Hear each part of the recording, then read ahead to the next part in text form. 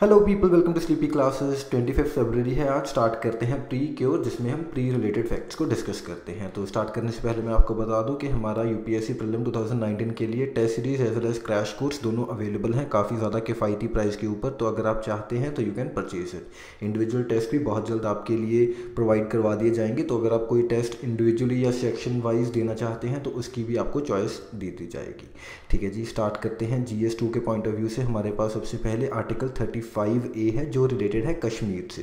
And basically इसमें है क्या, इस आर्टिकल के थ्रू जो कश्मीर, जम्मू एंड कश्मीर का कॉन्स्टिट्यूशन है उसमें परमानेंट रेजिडेंट को डिफाइन करवाया जा रहा है। तो कोई भी ऐसा पर्सन जो जम्मू एंड कश्मीर का स्टेट सब्जेक्ट था बिफोर मई 1954, उसको परमानेंट रेजिडेंट का स्टेटस दिया जा रहा है। एंड दूसरी बात, कोई भी ऐसा पर्सन जो स्टेट में रह रहा है फॉर 10 ईयर्स एंड लॉफुली, जिसने इमूवेबल प्रॉपर्टी एक्वायर की है जम्मू एंड कश्मीर स्टेट में, he or she is defined as the permanent resident in that state। And सिर्फ ये स्टेट लेजिस्लेचर के पास पार है जम्मू एंड कश्मीर के कि वो ये स्पेशल राइट्स एंड प्रिविलेजेस दे सकते हैं अपने परमानेंट रेजिडेंट्स को इन वेरियस सेक्टर्स, जैसे पब्लिक सेक्टर जॉब्स जो हैं उनकी, उनमें मोरओवर प्रॉपर्टी की जो एक्विजिशन है जम्मू एंड कश्मीर स्टेट में, उसके लिए कुछ स्पेशल प्रोविजंस अगर वो चाहते हैं तो अपने परमानेंट रेजिडेंट्स के लिए बनवा सकते हैं। मोरओवर स्कॉलरशिप्स हैं and public aid and welfare measures, तो ये सब चीज़ें इंक्लूडेड हैं आपके परमानेंट resident status में। And the provision also mandates that no act of the legislature coming under it can be challenged for violating the constitution or any other law of the land। तो कोई भी अगर इस article के under act बनाया जा रहा है तो अगर वो किसी और आर्टिकल को, कॉन्स्टिट्यूशन को वायलेट कर रहा है तो वो अनकॉन्स्टिट्यूशनल नहीं डिक्लेयर किया जाएगा। सिर्फ क्यों? क्योंकि वो इस आर्टिकल के अंडर आ रहा है, ना ही उसको चैलेंज किया जा सकता है। इस आर्टिकल को इंट्रोड्यूस करवाया गया था under article 371D of the constitution, जो खुद प्रेसिडेंशियल ऑर्डर से ही इंट्रोड्यूस करवाया गया था इंडियन कॉन्स्टिट्यूशन में। इसके बाद 1954 में एक प्रेसिडेंशियल ऑर्डर के तहत आर्टिकल 35A को भी इंट्रोड्यूस करवाया गया। एंड इसमें अगर कुछ चेंजेस करनी है, डेफिनेशन में चेंजेस करनी है, तो वो सिर्फ जम्मू एंड कश्मीर की स्टेट असेंबली कर सकती है विद अ 2/3 मेजॉरिटी। ठीक है जी, लेकिन इस आर्टिकल के अगेंस्ट कुछ काउंटर व्यूज़ हैं। सबसे पहली तो ये बात कि ये एक स्पिरिट ऑफ वननेस जो है इंडिया में, उसके अगेंस्ट है ये आर्टिकल, क्योंकि ये class with in the class of Indians create कर रहा है। दूसरी बात, जो ये आर्टिकल है, it is in the violation of the fundamental rights, articles 14, 19 and 21। तो इक्वालिटी की बात है, फ्री मूवमेंट की बात है, या एक्विजिशन एंड प्रॉपर्टी की बात है, तो उन सब के अगेंस्ट है ये आर्टिकल 35A। तो इसीलिए इसके ऊपर काफ़ी टाइम से डिबेट जो चल रही है। ठीक है जी, आगे बढ़ते हैं। राइट टू इन्फॉर्मेशन की बात करते हैं। तो राइट टू इन्फॉर्मेशन के अंडर वो जो भी इन्फॉर्मेशन एक्सेसिबल है under the right to information act, वो सब चीज़ें कैटेगराइज्ड हैं, ये जो नीचे हम पढ़ेंगे अभी। एंड कोई भी पब्लिक अथॉरिटी अगर इनमें से कोई पर्सन डिमांड करे किसी भी चीज़ के बारे में जाना, तो that public authority which is responsible for giving that information, उनको प्रोवाइड करनी है हमें ये इन्फॉर्मेशन। तो ये इन्फॉर्मेशन हो सकती है in the context of inspection of work, कोई काम चल रहा है उसके बारे में कोई सिटीजन को जानना चाहता है, उसके डॉक्यूमेंट्स या उसके रिकॉर्ड्स के बारे में, तो वो जो पब्लिक अथॉरिटी है उसको प्रोवाइड करवाना पड़ेगा। मोरओवर जो एक्सट्रैक्ट्स हैं, सर्टिफाइड कॉपीज़ हैं डॉक्यूमेंट्स की या रिकॉर्ड्स की, वो सब, या फिर कोई सर्टिफाइड सैम्पल्स हैं किसी मटेरियल की, फॉर एग्जांपल कंस्ट्रक्शन मटेरियल का ही अगर हम एग्जांपल लें, तो उसके कॉन्टेक्स्ट में भी जो कोई सिटीज़न है वो इन्फॉर्मेशन डिमांड कर सकता है। इसके बाद कोई डिस्क या फ्लॉपीज़, वीडियो कैसेट्स, या कोई भी इलेक्ट्रॉनिक मोड में अगर कोई चीज़ अवेलेबल है, प्रिंट आउट्स, तो ये सब चीज़ें जो सिटीज़न की डिमांड पर जो गवर्नमेंट अथॉरिटी है, पब्लिक अथॉरिटी है जो रिस्पॉन्सिबल है, उसको प्रोवाइड करवाना पड़ेगा under the right to information act. ठीक है जी। एंड कुछ टाइप्स ऑफ इन्फॉर्मेशन भी हैं अलग से जो डिफाइंड हैं कि क्या क्या चीज़ें जो कोई सिटीज़न अवेल कर सकता है गवर्नमेंट से। सबसे पहले जैसे रिकॉर्ड्स, डॉक्यूमेंट्स की हमने ऊपर बात की, moreover even emails, opinions, press releases, circulars, orders, log books तक। एंड उसके बाद कॉन्ट्रैक्ट्स के बारे में कुछ जानना है, reports, papers, models, data material held in electronic form and information relating to any private body which can be accessed by public authority under any other law for the time being in force. तो even के जो चीज़ें किसी public body से related हैं लेकिन public authority को उसकी एक्सेस है, तो वो भी इंफॉर्मेशन शेयर करनी पड़ेगी अगर कोई सिटीजन डिमांड करता है, तो under the right to information act. तो ये क्यों न्यूज़ में है? क्योंकि जो हमारे चीफ इंफॉर्मेशन कमिश्नर हैं उन्होंने बोला है कि जो EVMs हैं even they are accessible under the right to information act, and किसी पिटिशनर ने डिमांड की थी कि ईवीएम्स प्रोवाइड किए जाएं उनको चेक करने के लिए, to validate the EVMs and जो उनकी फॉलेबिलिटी है उसको चेक करने के लिए। तो लेकिन जो हमारे इलेक्शन कमीशन है उन्होंने रिफ्यूज़ कर दिया था। लेकिन सीआईसी ने आज के न्यूज़पेपर की अगर हम बात माने तो उनका कहना है कि ईवीएम्स भी इलेक्ट्रॉनिक इन्फॉर्मेशन का पार्ट है and they should be provided to the citizens. ठीक है जी। तो power of chief information commissioner हम जान लेते हैं। He doesn't have powers to reconsider or review its order on merit। तो रिकन्सिड्रेशन या रिव्यू का पावर नहीं है इनके पास, जैसे हमारे सुप्रीम कोर्ट या हाई कोर्ट के पावर होता है, सेल्फ के पास होती है वो सेल्फ करेक्टिंग पावर, तो वो सीआईसी के पास नहीं है। बट इसका जो डिसीजन है वो बाइंडिंग है and it may order the public authority to compensate the claimant as well. तो कॉम्पनसेशन भी प्रोवाइड करवा सकता है हमारा सीआईसी। तो ये कुछ पार्ट्स थी, इसके बारे में आप थोड़ा जान सकते हैं ग्रेटर डिटेल में, हमारी लक्ष्मीकांत वाली बुक में काफ़ी इलेबोरेटली एक्सप्लेन्ड है जी। ठीक है जी। इसके बाद हम पढ़ते हैं financial action task force FATF के बारे में। तो पाकिस्तान के कॉन्टेक्स्ट में काफ़ी बार ये न्यूज़ में आ रहा है, पाकिस्तान को उन्होंने अपनी ग्रे लिस्ट में डाल रखा है। तो अगर हम इनके ओरिजिन की बात करें, मनी लॉन्ड्रिंग के कॉन्टेक्स्ट में FATF came in to being in 1989 and उस वक्त के जो मेंबर्स थे इस जुरिस्डिक्शन के, उनके मिनिस्टर्स ने बनाया था इसको। एक इंटर गवर्नमेंटल बॉडी है ये एंड G7 के समिट के दौरान ही बनी थी ये इन पेरिस। ठीक है जी। तो कुछ इसके मेजर जो रेगुलेटरी या ऑपरेशनल मेजर्स हैं वो किस कॉन्टेक्स्ट में है। सबसे पहले तो मनी लॉन्ड्रिंग के कॉन्टेक्स्ट में ही इसको कॉम्बैट करना है। स्टार्टिंग में जो ये इनिशिएटिव लिया गया था वो मनी लॉन्ड्रिंग के अगेंस्ट ही लिया गया था, लेकिन 2001 के बाद जब चीज़ें और जो वर्ल्ड है और इंटरमिक्स्ड ग्लोबलाइजेशन और ज़्यादा हो गई, तो उसके बाद terrorist financing as well as जो integrity of the international financial system, तो ये सब थ्रेट्स को भी इंक्लूड करके FATF के टास्क में ही रख दिया गया।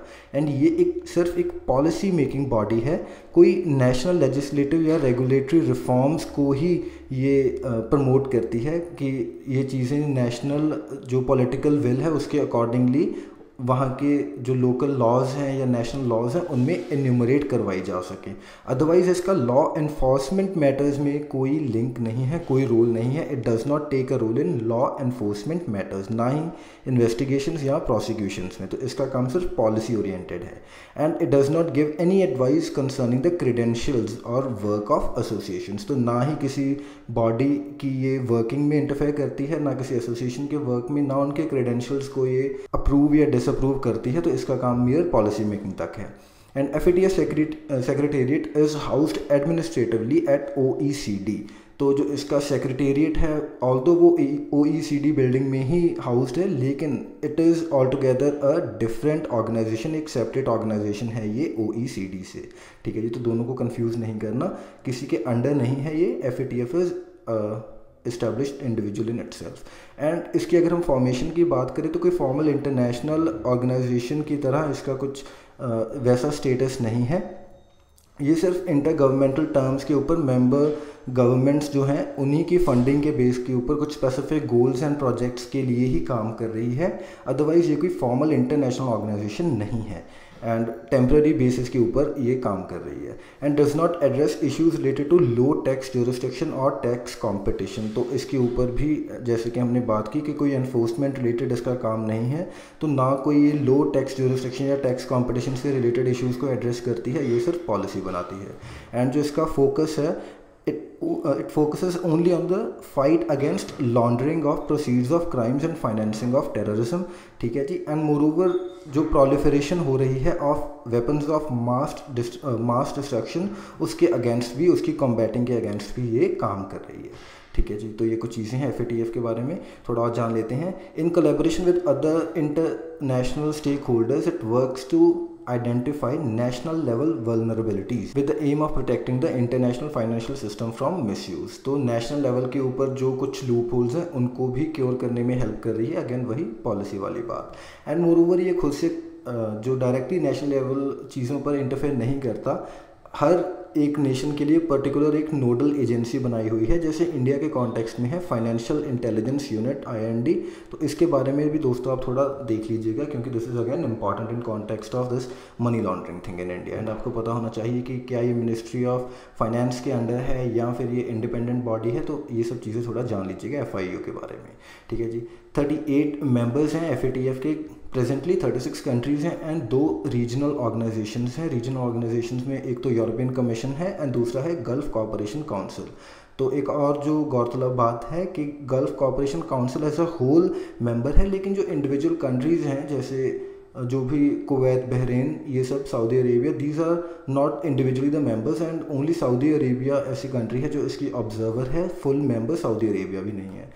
तो कुछ जो इंपॉर्टेंट मेंबर्स हैं उनके बारे में देख लेते हैं। इंडिया है, China, Israel, Russia, UK, USA and ये कुछ इंपॉर्टेंट मेंबर्स हैं, लेकिन पाकिस्तान मेंबर नहीं है। तो इस चीज़ का भी आपको ध्यान रखना है, Pakistan is not a member. ठीक है जी। एंड जो इसकी रिस्पॉन्सिबिलिटीज़ हैं वो वही मनी लॉन्ड्रिंग की टेक्निक्स एंड ट्रेंड्स को एग्जामिन करना है, रिव्यू करना है कि the action which has already been taken at a national और इंटरनेशनल लेवल, तो क्या प्रोग्रेस हो रही है, जो इन्होंने चीज़ें पॉइंट आउट की थी, लूप होल्स पॉइंट आउट किए थे उनके कॉन्टेक्स्ट में, and setting out measures that still needed to be taken to combat money laundering. तो अगेन मनी लॉन्ड्रिंग के अगेंस्ट ही बेसिक इसका जो पर्पस है बनाने का। ठीक है जी, आगे बढ़ते हैं। फॉरेस्ट राइट्स एक्ट के बारे में बात करते हैं क्योंकि कुछ दिन से आ रहा है सुप्रीम कोर्ट के कॉन्टेक्स्ट में एंड वेरियस अदर थिंग्स। तो जो फॉरेस्ट राइट्स एक्ट का ओरिजिन हुआ था बेसिकली वो किस कॉन्टेक्स्ट में हुआ था कि कुछ हिस्टोरिकल इनजस्टिस हो रही थी। जो हमारे पहले इंग्लिश टाइम के इंडिया फॉरेस्ट एक्ट है 1927 वाला, उसमें भी जो फॉरेस्ट ड्वेलर्स हैं उनके राइट्स को इतना रिकग्नाइज नहीं किया गया था, बल्कि जो ब्रिटिश इंटरेस्ट हैं उनको प्रमोट करने के लिए वो सब एक्ट्स देवर इन एग्जिस्टेंस। तो इसलिए हम ये फॉरेस्ट राइट्स एक्ट लेकर आए कि जो भी हिस्टोरिकल रॉन्ग्स हो रहे थे उनको क्योर करना था। एंड इस एक्ट के अंडर जो मेजर रोल है वो है हमारे ग्राम सभास का। ग्राम सभास नोडल बॉडीज़ हैं, ध्यान रखिएगा, ग्राम पंचायत नहीं है, ग्राम सभा है, द होल विलेज असेंबली, उसकी बात हो रही है ये। For the recognition of rights of these people to use forest in a sustainable way for the livelihood. तो बेसिकली इसमें है क्या इस एक्ट में कि जो ग्राम सभा है वो कुछ चीज़ें चॉक आउट करती है जो बाद में तालुक एंड डिस्ट्रिक्ट लेवल पर जो अथॉरिटीज़ हैं वो अप्रूव करती हैं कि कहाँ कौन कौन सी जो फॉरेस्ट की गुड्स हैं, फॉरेस्ट प्रोड्यूस हैं, जिनको जो लोकल लेवल जो फॉरेस्ट ड्वेलर्स हैं वो यूज़ कर सकते हैं। क्योंकि जैसे कि हम थोड़ा समझने की ट्राई करें कि जो फॉरेस्ट ड्वेलर्स हैं या फिर वो ट्राइबल्स हैं वो टोटली डिपेंडेंट है फॉरेस्ट के ऊपर अपने लाइवलीहुड के लिए, तो उनके लाइवलीहुड को इंश्योर करने के लिए ही ये एक्ट आया था। It also charge the same people and the gram sabha with the conservation of the natural resources. तो इस एक्ट के अंडर जो ग्राम सभा है एज वेल एज जो पीपल हैं, लोकल पीपल, उन्हीं को रिस्पॉन्सिबिलिटी दी गई है कि वो कंजर्व करें अपने नेचुरल रिसोर्सेज को भी, जो फॉरेस्ट के रिसोर्सेज हैं। तो जो फॉरेस्ट ड्वेलर है किसको डिफाइन करेंगे हम, who is a forest dweller? Forest dweller is someone who is primarily residing in forest और फॉरेस्ट लैंड, या तो फॉरेस्ट में रह रहा है या फॉरेस्ट लैंड के ऊपर उसका जो लाइवलीहुड है वो टोटली डिपेंडेंट है। तो ये दो हमारे पास पैरामीटर्स हैं जिनके ऊपर हम डिफाइन करते हैं एक फॉरेस्ट ड्वेलर को। And it grants legal recognition to the rights of traditional forest dwelling communities. तो इसने बेसिकली जो इम्प्लिसिट राइट्स थी फॉरेस्ट ड्वेलिंग कम्युनिटीज़ की उसको लीगल रिकग्निशन दे दी एंड अब वो लीगली अपने राइट्स के लिए लड़ सकते हैं। Partially correcting the historical injustice caused by the earlier forest laws, जैसे हमने बात की। ठीक है जी। And rights under this act हमारे पास क्या क्या हैं? सबसे पहले तो लैंड राइट्स हैं। No one gets right to any land they have not been cultivating prior to December 2005, लेकिन एक कट ऑफ डेट है इसमें कि 2005 दिसंबर से पहले जो तो लोग हैं किसी पर्टिकुलर लैंड को कल्टीवेट कर रहे हैं सिर्फ उन्हीं को वो लैंड के ऊपर राइट्स मिलेंगी। एंड जो प्रेजेंटली किसी और जगह पर उन्होंने नया एरिया अपनी कल्टीवेशन के अंडर इंट्रोड्यूस किया है तो उस चीज़ के ऊपर वो जो राइट्स हैं वो एप्लीकेबल नहीं होंगे। And those who are cultivating land but don't have document can claim up to 4 hectares. तो ये कंडीशन है कि अगर तो किसी के पास डॉक्यूमेंटल प्रूफ है तो उनको पूरा एरिया दे दिया जाएगा, अदरवाइज अगर आपके पास कोई डॉक्यूमेंटल प्रूफ नहीं है तो 4 हेक्टेयर्स तक का एरिया प्रोवाइड किया जाएगा उन फॉरेस्ट ड्वेलर्स को। एंड माइनर फॉरेस्ट प्रोड्यूस जो है जैसे तेंदुपत्ता, herbs, medicinal plants that have been traditionally collected, this does not include timber. तो ये जो चीज़ें हैं माइनर फॉरेस्ट प्रोड्यूस की जो चीज़ें हैं इनके ऊपर जो फॉरेस्ट ड्वेलर्स हैं वो अपने हक जता सकते हैं, लेकिन एज सच वो टिम्बर को कट करके नहीं सेल कर सकते। And grazing grounds and water bodies, इनके ऊपर उनका हक है पूरा। And traditional areas of use of nomadic और pastoral communities, that is communities that move with their herds as oppose to practising settled agriculture.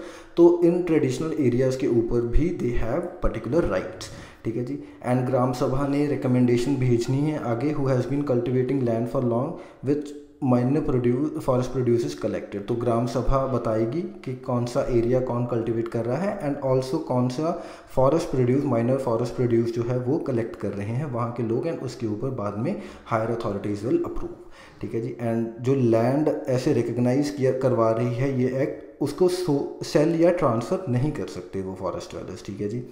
But the rights envisaged for forest dwellers by the act came into conflict with two powerful lobbies. तो लेकिन problem क्या है कि इस act के against दो हमारे पास ऐसी लॉबीज़ हैं which are against this act. सबसे पहले है हमारे पास वाइल्ड लाइफ कंजर्वेशनिस्ट, जिनका कहना है कि क्योंकि जो फॉरेस्ट वेलर्स हैं वो ऐसे सेंसिटिव एरियाज़ में रह रहे हैं, प्रोटेक्टिव वाइल्ड लाइफ सेंचुरीज़ में रह रहे हैं या नेशनल पार्क्स में जहाँ भी रह रहे हैं, तो वो वहाँ के जो फॉरेस्ट एरिया है या वाइल्ड लाइफ है उसको डिग्रेड कर देंगे। They would be they can result in the loss of wild life species as well. And also दूसरी बात वो क्या कह रहे हैं कि जो फॉरेस्ट राइट्स एक्ट है ये वायलेशन में है हमारा जो ऑलरेडी एग्जिस्टिंग लॉ था, wild life protection act 1972 and forest conservation act 1980, इसके अगेंस्ट है, इसकी स्पिरिट के अगेंस्ट है। जो दूसरी लॉबी है हमारे पास, डेवलपमेंट लॉबी है, उसका कहना है कि ये जो फॉरेस्ट राइट्स एक्ट है ये हर्डल बन जाएगा जो हमारे डेवलपमेंटल प्रोजेक्ट्स हैं या फिर माइनिंग एंड प्लांटेशन इंडस्ट्रीज़ हैं, या फिर अगर हमने कोई रोड बनाना है, थर्मल पावर प्लांट लगाने हैं इन एरियाज़ में, तो उसके अगेंस्ट भी ये जो, क्योंकि लोगों को कुछ पर्टिकुलर राइट्स दे दिए तो government cannot acquire that land, and इसीलिए डेवलपमेंटल पर्पसेस के लिए this act could be a hurdle. तो अब यू आर द बेटर जज टू डिसाइड कि क्या ये बात सही है या नहीं, एंड कहाँ तक ये चीज़ें जस्टिफाइड हैं जो ये दो लॉबीज़ बात कर रही हैं, ठीक है जी। So that is all for today, thank you for watching, मिलते हैं कल, बाय बाय।